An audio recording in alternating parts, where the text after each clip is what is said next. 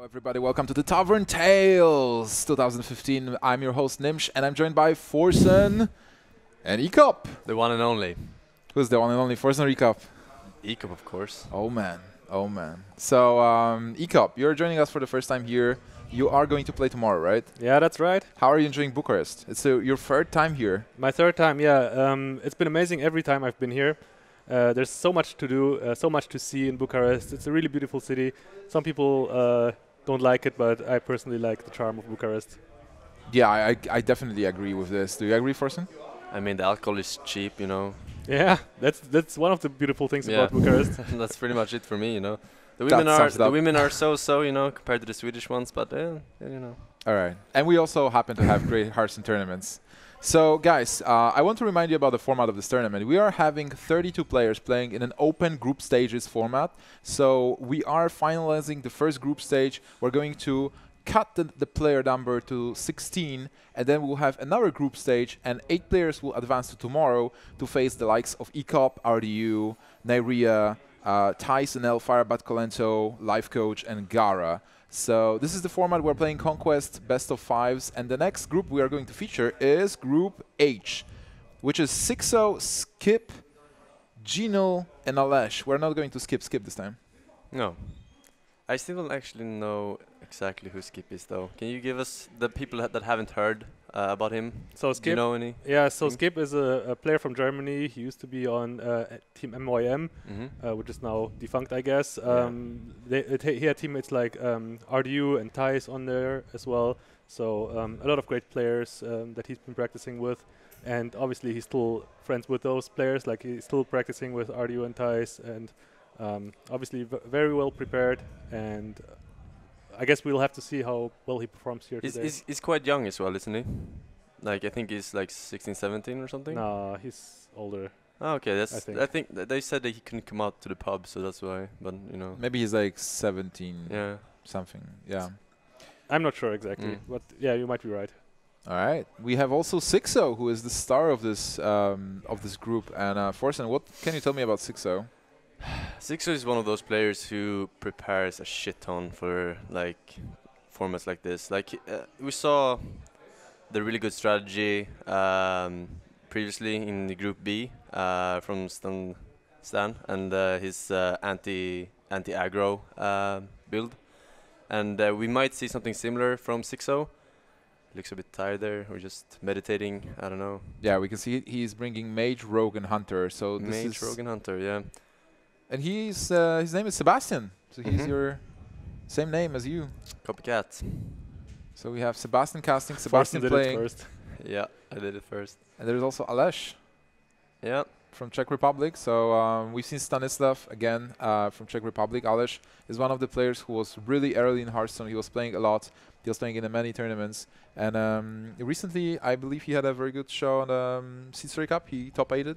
Yeah, there's also some history between those guys right there. Bad blood? Not bad blood, but okay. I mean, if you want to call it bad blood, maybe Alesh is a little bit salty about what happened, but they faced off twice against each other at Xixo Cup, and both times Alesh lost. So once it was in group stage, and the second time, like once in group stage, he got 3-0'd, and then they met again in the quarterfinals, but then Xixo managed to get a victory, 4-3. It was really close. So Alesh just trying to get that win, which would be really important here. Yeah. All right, and the last player from the group is Genial. I'm probably butchering his nickname. Romanian player. Yeah, he is a mystery player. When I mentioned his name to RDU, I think RDU didn't know exactly who Genial is, but this is his chance to shine. But the players are ready, guys. Yeah. Face Hunter versus Freeze Mage. Looking at Xixo's lineup here, it's most likely Freeze Mage, it's Oil Rogue, and probably it is Face Hunter, we can see that. And I think his strategy is targeting decks like Paladin that can't really beat, like it can beat these decks, but it's very hard, you know. Are there any other like decks that are having really hard time beating all of these three? Oil Rogue, Freeze Mage, and the Face Hunter? Druid, maybe? Not really Druid. Maybe Demon Lock. The mid-range Sue one that we've seen a lot recently. Yeah, that's called Demon Log, I feel. Like the demon. I mean, there's Sue with Implosion and Sea Giant, and then there's like the demon mid-range one with like double Void power Caller really and aggressive. Yeah. Morganis and stuff That's like the demon lock, because like the handlock with demons is handlock with demons, and demon lock will be the aggressive one, I believe. I think Yeah, there's so many different Yeah. types. You can call it like whatever you want, but yeah. I guess Demon Zoo works fine. All right, as well. Xixo is targeting something. We don't know Yeah, this what is exactly yet. this is a pretty bad, like it's a pretty bad opening hand for the Freeze Mage in this matchup. Like versus Control, it's okay, but in this matchup, it's quite awful. You need that 2-drop, because if he had a 2-drop here, he could actually coin this ping. But if he does it now, he's gambling fully on top decking something, which I don't really like. But yeah, we'll see. On the other hand, Xixo got double Leper Nimsh, so Yeah. oh, he gets a juggler as well. Yeah. So Frostbolt or Doomsayer or Mad Scientist are good draws here. Ooh, another That's secret. a miss. That's a miss. Already 3 secrets in his hand. This is Yeah, terrible. This is how you every lose. every freeze player's nightmare. Never Yeah. lucky, baby rage. All right, so here you might play a Leper Gnome and Mad Scientist because you know that the ping has to go into juggler. I like it. I think that's the actually only play. You could consider hero powering, but this is putting more power on board. Yeah, you get that one dagger from the Mad Scientist anyway, so it's just better to play this straight up. I'm just thinking that juggler seems ugly. Yeah, it is really ugly. I think coining that ping was... Ooh, he's gonna go ahead and... Okay, so basically what he's doing here is he's forcing the Knife Juggler to attack into the Acolyte. Yeah. Gambling that there is no bow. Yeah, I mean, yeah, exactly. He's gambling on the fact that there's no bow, and there is a bow, in fact, but... Yeah, it's a play he had to make. Like Yeah. he just had to play a 3-drop there. Yeah. Otherwise, he's just gonna have the card stuck in his hand all the time if he just keeps hero powering. Yeah, and the Animal Companion is pretty good when you have a lot of minions on board, because even if it's Leok, you can still get that extra damage. There's Blizzard, the Blizzard. not gonna be useful right now because of lack of mana, but yeah, I like this defensive play. Next turn he can play Ice Barrier and Ping. The Leper Gnome. Man, Yeah. like, whenever Leper Gnome survives for 3 turns against the Freeze Mage, you know something is up. He doesn't survive though. It has been 2 Leper Gnomes played. Yeah. Yeah, but like, this is the second attack from the Leper Gnome. Oh yeah. So he was like played, then attacked, Okay, and yeah, then and then attacks. he This is the survives. third Yeah, turn. okay. Yeah, sure, you're right. So, ooh, another. This is awkward. Wow, He's, all the secrets. Yeah, this is really bad. Alesh is not looking too happy right now. Yeah, I mean, who would be after Yeah. getting a draw like that? But yeah, sometimes that's what happens. It's always been a problem with combo decks in general, where you just sometimes you just kill yourself with your draws. And it's also especially damaging for Alesh because, as Hiko mentioned, he was salty before, and this is a very important game for him mentally and in the group stage as well. And he is an emotional player, like he's really passionate, and he might be afraid of Xixo a bit. Both those players are very emotional, You're right. emotional and passionate about Bad the game. losers, great winners. So yeah, Blizzard is coming down here for sure. I mean, there is no other play really. Like playing Ice Block and Ice Barrier is not a winning play. It just prolongs the inevitable. You need to play the Blizzard here and hope it doesn't have any chargers or bows or anything, which it doesn't. In fact, he just has that unleash. Yeah, the ice barrier wouldn't even Matter. get rid of the damage. Yeah. The problem with it not playing the Ice Barrier this turn also is that if you just Blizzard, he's going to ping with the hero power, and then you play Ice Barrier and Ice Block, and he's still going to hero power. And you can just continue hero powering. You will need to be able to play like Straza. Do you have enough turns to do that? You do not have Oh, enough wow. turns. He's actually not blizzarding. Oh, he's actually going for yeah, Ice Barrier. With Ice Barrier, at least he is gambling. There is no direct damage. So really, is he playing Healbot? Do we know that? No, we can't know that. We don't yet. know that. We don't No. know that yet. So if he plays Healbot here, he can actually turn this game around if he gets it, because he's not gonna attack into this. He knows it's Ice Barrier. Actually, it's a gamble here, because if it's Ice Block, he wants to proc it right now, of course. But if it's Ice Barrier, it's really, really bad to give him that 6 health extra. So I think we're just gonna see hero power here from Xixo. Can he just use the Iron Beak, like attack? It doesn't help enough to silence the Knife Juggler.